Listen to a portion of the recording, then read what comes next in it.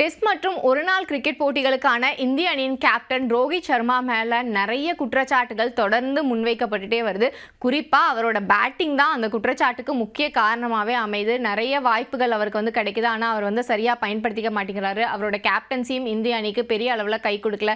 இப்படின்னு அவர் மேலே விமர்சனங்களை எல்லாருமே அடுக்கிட்டு போயிட்டு இருக்காங்க.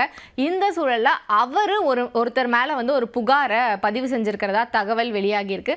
அப்படி ரோஹித் சர்மா யார் மேலே கம்ப்ளைண்ட் பண்ணிருக்காரு அப்படின்னு பார்த்தோம்னா, சுனில் கவாஸ்கர் மேல தான் ரோஹித் சர்மா பிசிசிஐ கிட்ட ஒரு கம்ப்ளைண்ட் கொடுத்திருக்கிறதா தகவல் சொல்லுது.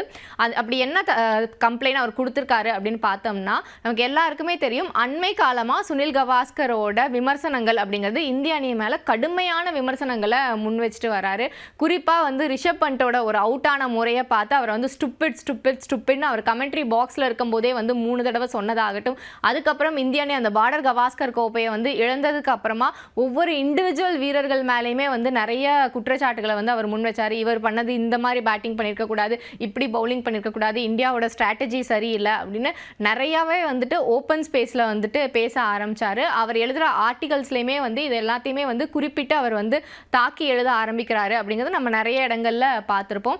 இது தொடர்பாக தான் ரோஹித் சர்மா பிசிசிஐ கிட்ட புகார் கொடுத்திருக்கிறதா சொல்லப்படுது.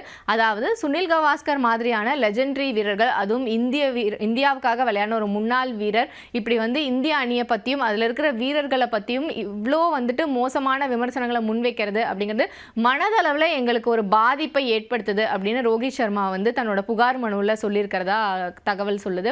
அதுவும் அதை தாண்டி இன்னொரு முக்கியமான விஷயம் என்ன அப்படின்னா, இதுதான் அடுத்தடுத்த போட்டிகளை எங்களோட மோசமான பெர்ஃபார்மன்ஸ்க்கு ஒரு காரணமாகவே ஆயிடுமோ அப்படிங்கிற பயமும் எங்களுக்கு இருக்குது அப்படின்னு ரோஹித் சர்மா சொல்லியிருக்கிறதா சொல்லப்படுது.